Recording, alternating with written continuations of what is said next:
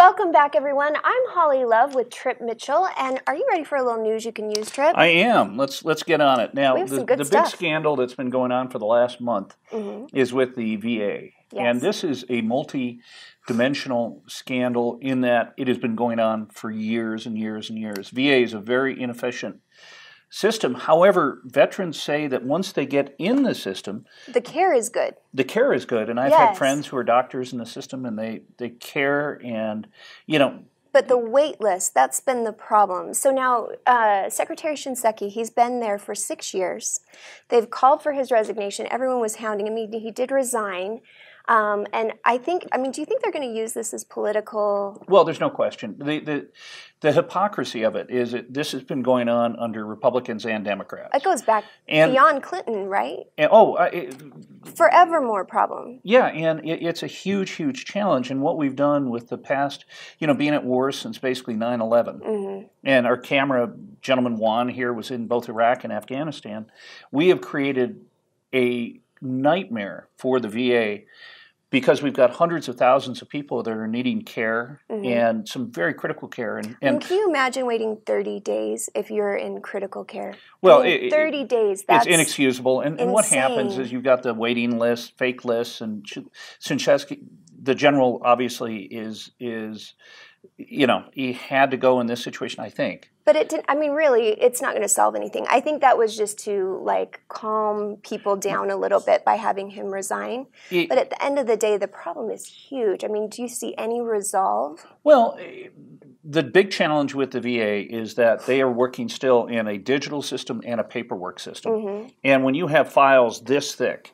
and literally, and they haven't merged those, and they've spent tons of money to try to do that, and it hasn't been successful. Now, you can swing around and talk about Obamacare, which scares a lot of people, and there are pros and cons, but what a lot of people on the left would like to see is a single-payer system, which is basically what you have with the VA. It's the government pays for your care, and they're both goods and horribles. And this would be the horrible side that I think scares people. It scares people a lot. However, we don't know what's going to happen in the future because right now we've got so many challenges when it comes to health care. In many cases, the United States, the richest country in the land, has health care outcomes in the 20s and 30s. So in other words, we're in some cases the 20th best country, some the 30th best. Theoretically, if we are the richest country in the world with the greatest universities, the greatest minds, we should have the best health care. We really should. There's no ands, ifs, or buts. But the resolve, which is interesting to this whole problem right now with the VA, is to get them out, possibly to go to private doctors on their own, give them a waiver, which I can see is really the only answer at this time right now. I talked to a very good friend of mine. We've been in the television business together for a long time. He is waiting at his house for a package for his daughter, who is 23 years old, going through an extreme form of cancer. This drug that's coming to their house is $6,000 for one injection. Wow. So you tell me if, in fact, we go to a system where these veterans go to private hospitals, we can't pay for that. Literally, if one cancer drug that Kevin was getting today in L.A. was $6,000 and a treatment, a protocol of drugs is $10,000. It's a mess. What would you feel about, say, a Romney or a Colin Powell coming in, who are really business guys, coming in and taking over this thing and running it like a true business? Do you think I think Romney would be an inspired choice. The challenge is he wasn't a veteran. Okay. Colin Powell, on the other hand, because of the fact that he was a war hero, served in Vietnam with distinction, obviously Desert Storm, was over General Schwarzkopf, would be, I think, a great choice. You need a manager, but it's management. It's just not a manager at the top. You need to have great management all the level through. You need accountability. Yeah. This is a mess. On the other hand, we have the smartest people in the world. We have resolve, and it's an issue that both Democrats and Republicans can get behind. That is one thing I know is very true. Everybody wants to see this fixed. And I think it being brought out into the limelight again and realizing that 6 years has gone by again. But news stories have a cycle. Yeah. And here we are in mid-June, and political. Yeah, we're coming up on, we've got primaries. And it's true. Now, but I hope the vets don't get brushed under the rug. Let me give you some advice. I'm ready. Advice. Sunbathing is not good for you. Really? Yeah, I think I would probably get a little cancer if I sunbathed too much. The other day, you actually walked out to a store, and all of a sudden, I saw helicopters veering out of the way because of this bright light. But why? We're going to show you a picture of why sunbathing is dangerous. Okay, maybe why sunbathing at the end of a runway is dangerous. You know, you got sharks in the water, you got planes on the land. This sunbathing stuff is dangerous. What happened? Explain. Okay, talk me through this. I missed it. This gentleman was completely oblivious, and as a single-engine plane lands on the edge of it, came down a little low. So if you're near a beach, near a runway, oh my gosh, move. Okay, that is my advice. Why was he sunbathing near a runway? Well, I don't think he was a Mensa candidate.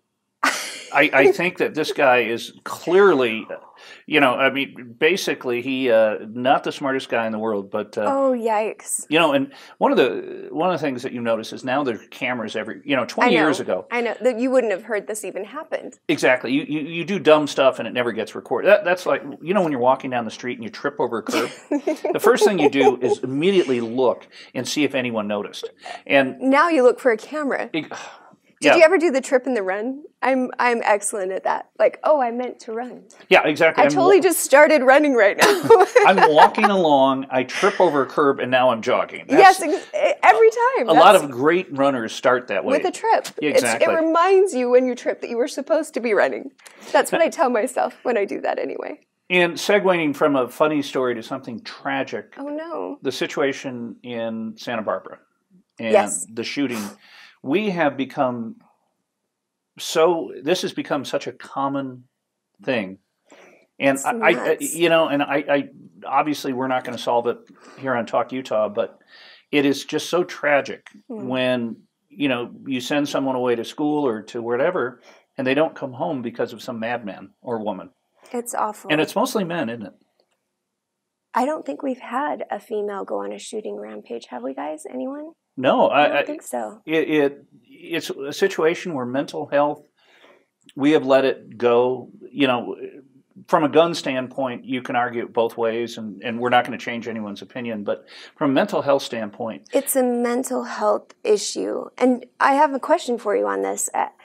It drives me crazy when it gets out there, and it is this issue, as parents are aware. He's been in therapy since he was like just a little kid, and he has all kinds of different things that are, you know, afflicting him mentally, and everyone seems to have done the best they could. I don't know how they could have prevented it more with the knowledge they had. It's always, hindsight's always 20/20. And then you have the people who are going after guns, and he was stabbing people. So he would have killed people whether he would have had a knife or a gun. And then you have people going so far as the Washington Post to actually blame Hollywood and Apatow films and Seth Rogen films. And I mean, it's crazy. I think at the end of the day, how people use it to manipulate a situation that is this tragic to get their agenda met, whatever their vendetta or agenda is. I mean, how do you feel about that? Well, Judd Apatow and Seth Rogen came out very strongly against this, that it was the Washington Post.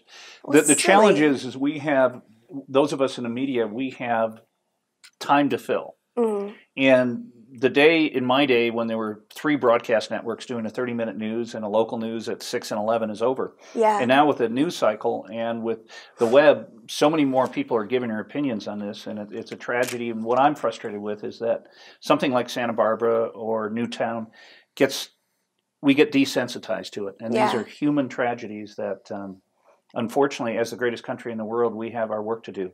Well, on that note, when we come back, we're going to meet Seth May. We're going to meet Travis May. Travis May. Who's going to tell us about... Seth Rogen we're going to hang out with later, you and I, but we'll tell about that story later. We're going to meet with Travis and hear about some brand new products that'll make you look beautiful. We'll be back after the short break. You're watching Talk Utah.